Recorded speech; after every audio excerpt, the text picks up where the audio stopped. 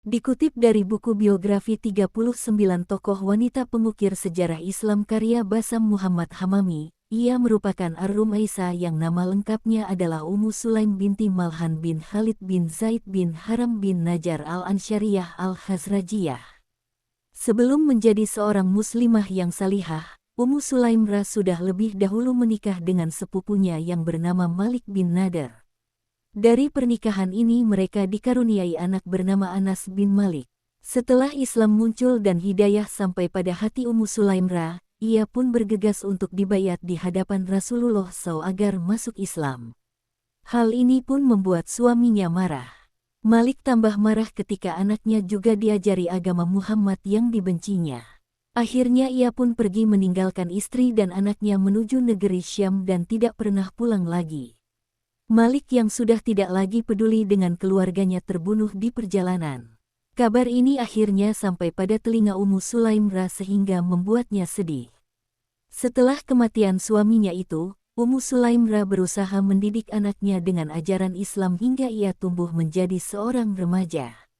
Kemudian, ia membawa Anas bin Malik kepada Rasulullah SAW untuk mengabdi kepada beliau, dan beliau menerimanya. Pada saat yang sama, Abu Talhah yang masih kafir terkesan ketika mendengar cerita tentang Ummu Sulaim ini. Hingga ia berani melamar dan menikahi Ummu Sulaim dengan mahar yang begitu besar. Namun jawaban Ummu Sulaim membuat Abu Talhah tertegun. Ummu Sulaim berkata, "Aku tidak mungkin menikah dengan seorang lelaki musyrik." "Wahai Abu Talhah, tidakkah engkau tahu bahwa Tuhanmu adalah Tuhan yang diukir oleh budak keluarga di Fulan dan andaipun kalian nyalakan api di dalamnya, pastilah mereka terbakar." Abu Talhah tidak bisa berkelit untuk memberikan jawaban kepada Ummu Sulaim kecuali persetujuan.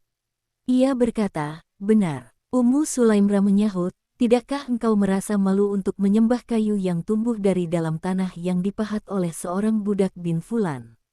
Apakah engkau mau bersaksi bahwa tidak ada Tuhan selain Allah dan bahwa Muhammad adalah utusan Allah lalu aku rela menikah denganmu?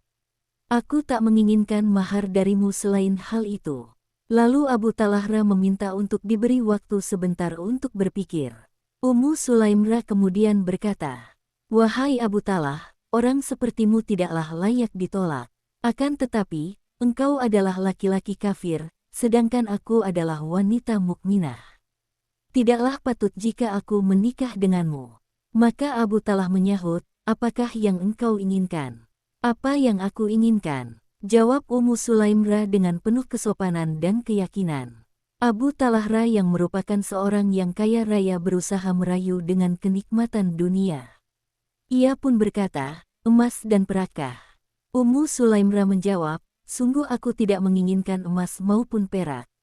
Namun, aku ingin engkau memeluk Islam." Abu Talhah menyahut, "Siapakah yang bisa membawaku untuk itu?" Dengan gembira dan senang, Ummu Sulaim menjawab, "Rasulullah." Abu Talhah bergegas menemui Rasulullah SAW yang saat itu sedang duduk di antara para sahabat.